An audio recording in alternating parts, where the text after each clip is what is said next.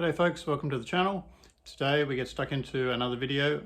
This one is how to make your own one of these little Bluetooth UHF dongle device things, cable.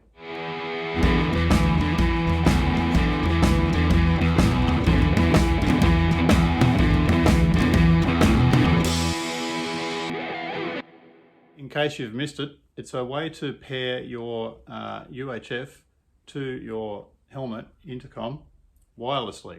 The cable plugs into where the speaker mic would go on your UHF. The dongle acts as the Bluetooth receiver and transmitter, and then there's a separate push to talk button which activates it and sends it to your helmet intercom. Go back a couple of months, there was a whole bunch of research done by myself and a couple of other people.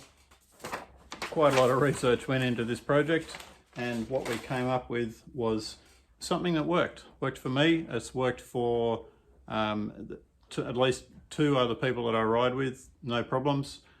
I've sold probably about 15 or 20 of these units now. Most people it works fine, but a couple of people it hasn't worked, and I don't really know why. But so what I'm going to do today is just go through the bits that you need to make your own, so you can join this experiment yourself. Now there's three things that you need for this. You need one of these, the extension cable, this, and you need another little cable.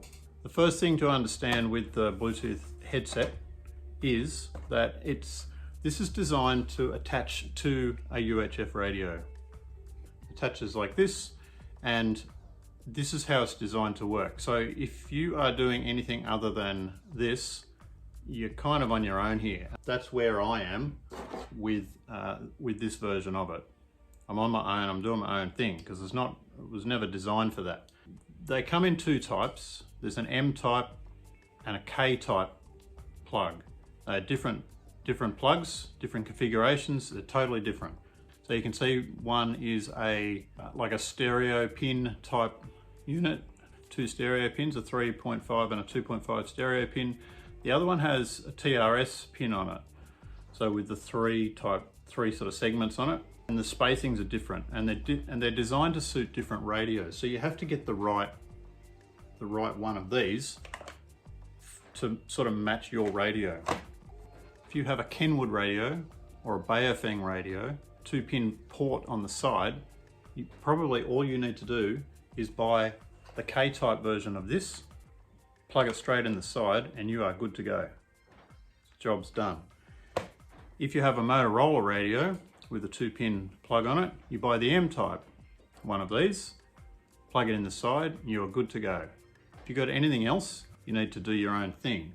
With the Rhino and the 3.5-pin plug, it needs the M-type adapter. Do I give you the reason, or do I just say, do what I say? Just do what I say.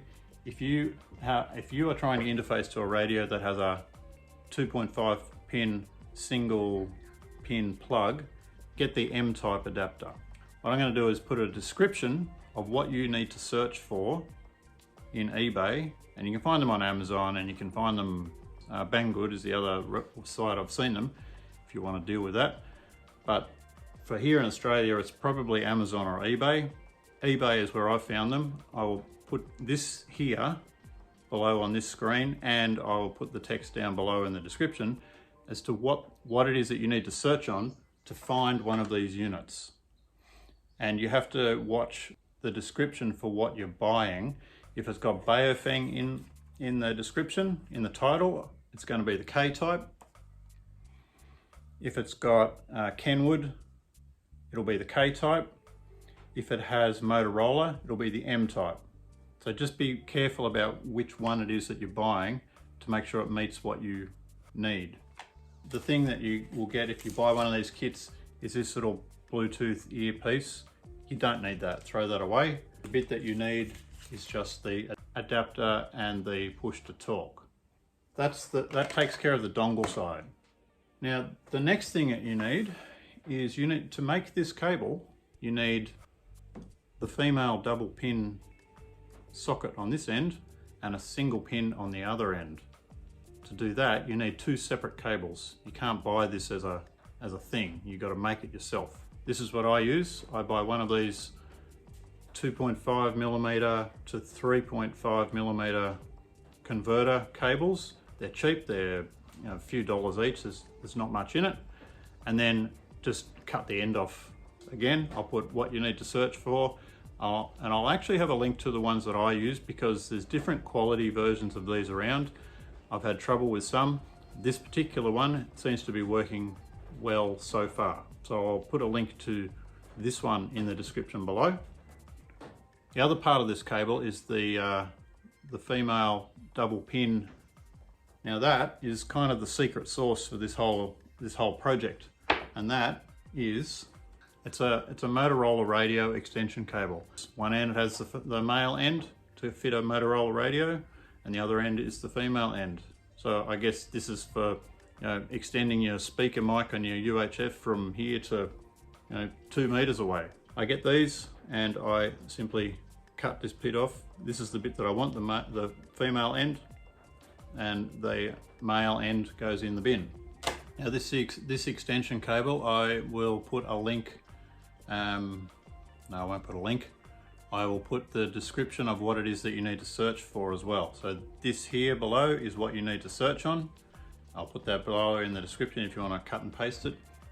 I've only ever found these on eBay and only in China. I cannot find these in Australia. So if you buy one of these from China, given that Australia Post is currently running pretty badly with deliveries, expect it to take anywhere up to 2 months. 6 weeks, 8 weeks, even longer. That's how long you're going to be waiting on this particular cable to arrive. So that's just something to keep in mind if you want to start this project. The first thing you need to do is buy one of these. These adapters, the Bluetooth adapter thing, the seller that I got them from is in Sydney. They are pretty quick with postage, so that's not the issue. These little, this little cable, again, they're in, I don't know, Sydney or New South Wales or somewhere, pretty quick postage. But these things take weeks, if not months, to arrive. So once you have these two, then you can join them up. So out of this particular cable, the extension cable, there's four little wires that come out of it. And this one, there's 3. So you got to match up the 4 out of here with the 3 out of here in the right order. Through many iterations, I came up with the answer. The top part shows you the adapter and the 2 pins, so the 3.5 and the 2.5, and then what the different sections of the pins are coming out of it, which is in the green there. So at the top, you've got the receive audio. The bottom is the push to talk and mic. It comes out of the tip part of it, and then the sleeve part of the adapter. Both of those, that's just a common ground. And down below, I've just tried to show you what color wires need to go where. Now all of these extension cables that I've ever bought, and I've had probably 20 of them, they're all exactly the same. The wires inside are always the same, and this is the configuration of them. There's a green wire, there's a blue wire, a clearish sort of wire, and a red wire. And this will tell you, once you get the green wire here, it's got to go to the tip of your single pin over here. The blue and the clear wires need to be joined together, and they go to the sleeve part, and the red wire out of here goes to the ring part on your 2.5mm plug there. So that's how you need to join them up. Now this configuration, this here, will work for a Rhino 750, and it will work for a Uniden UH75 or 76 series. They're the ones I have absolutely tested with this particular adapter cable. I'm actually going to make this as a 2-part video. This part is about the bits that you need and sort of how to wire it up, and you know the configuration, I suppose, and the differences in some of the bits and pieces, where to get stuff. I'm going to do a second video, and I will go through and show you exactly how to make this particular cable, because just making it is a whole separate exercise. It probably takes me 20 minutes to 30 minutes from start to finish just to make one of these little cables. They're so fiddly, and these little wires, there's quite a few little tips and tricks I've picked up along the way, and so I will do a whole other video on exactly how to make this. Now, I will just say that this has not been a solo project. I did get quite a lot of assistance from a fellow that I found on a forum, ADV Rider. Don is his name. He's a retired electrical engineer. So thumbs up to Don, and for giving me a lot of pointers on what I should be, testing. Lots of questions that I had on the configuration of all of this, and he's helped me through a lot of that. Also, I just want to mention that all of the people who have bought these units so far and the feedback that I've got from them. So again, thank you to all you guys for supporting this channel. So that's all I got for this round. This is the overview video. Hopefully I've given you all the information on where to buy all the bits and pieces that you need. Next video will be on how to put the thing together. Until next time, stay well, stay safe, and see you in the next one. Bye.